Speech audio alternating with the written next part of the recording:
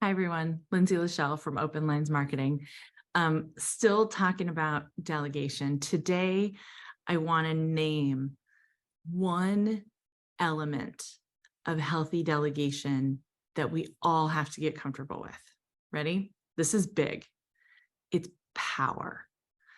Power is such a hard thing because, especially as a woman, there's power that we are given. There's power that we take. There's power that we see out in the world that is not available to us sometimes. And all of it is sort of like, it's all under the surface. Nobody talks about it in this way. And so I want to just name some stuff because it's really important to delegation that whoever's participating in the conversation, you're going to hear me talk about the asker and the doer, right? The asker and the doer both need to be super clear about where they have power and where they do not. And that's okay, right? Because if you have some power, then it's okay to give up some. That's like human.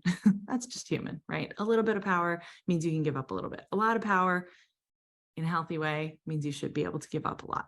And so, so the thing that I want to put in this context is like, if we have power, but we are not comfortable with it.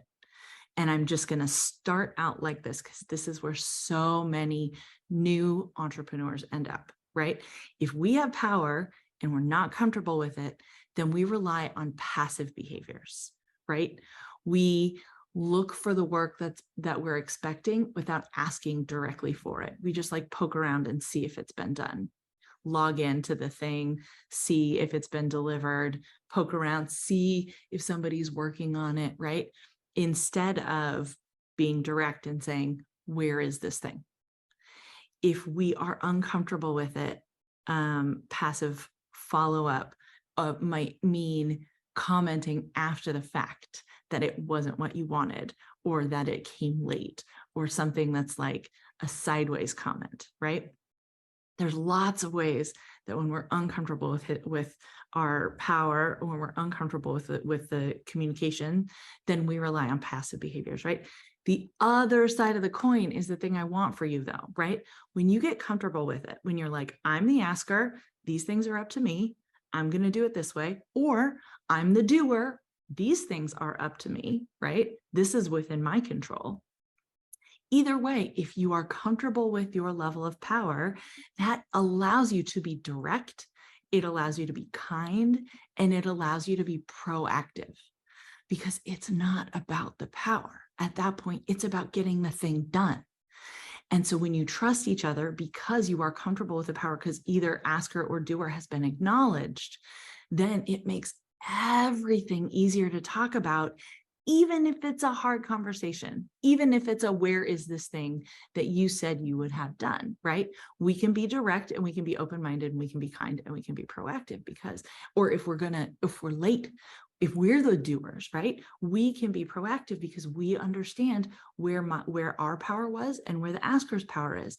So we can talk about it in a direct, open way instead of just passive aggressive or not doing it, or, you know, it gets really bad really quickly around there. So it's a weird conversation to have because, again, I'm a marketer and I'm talking about delegation, but I promise if you get yourself into the mindset of asker or doer, I'm going to talk about all this stuff. Also, by the way, I have a class. I have an online course. It's like an hour, maybe, super accessible, really, really easy. I'll link to it in the comments. But the very, very first step in this thing is get comfortable, understand your role, and understand that power, everybody has power, and how we use it and how we talk about it is actually the thing that determines whether it's good or bad. Not having the power, that's not the thing that makes it good or bad. It's how we talk about it. It's how we treat others. So, okay. That's it for today.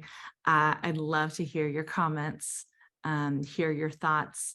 tell me where you have seen excellent use of communication, or I dare say probably all of us have experienced some terrible passive communication around unhealthy delegation. Feel free to share those stories too. I'd love to hear about them. Thanks for your time. Talk to you later.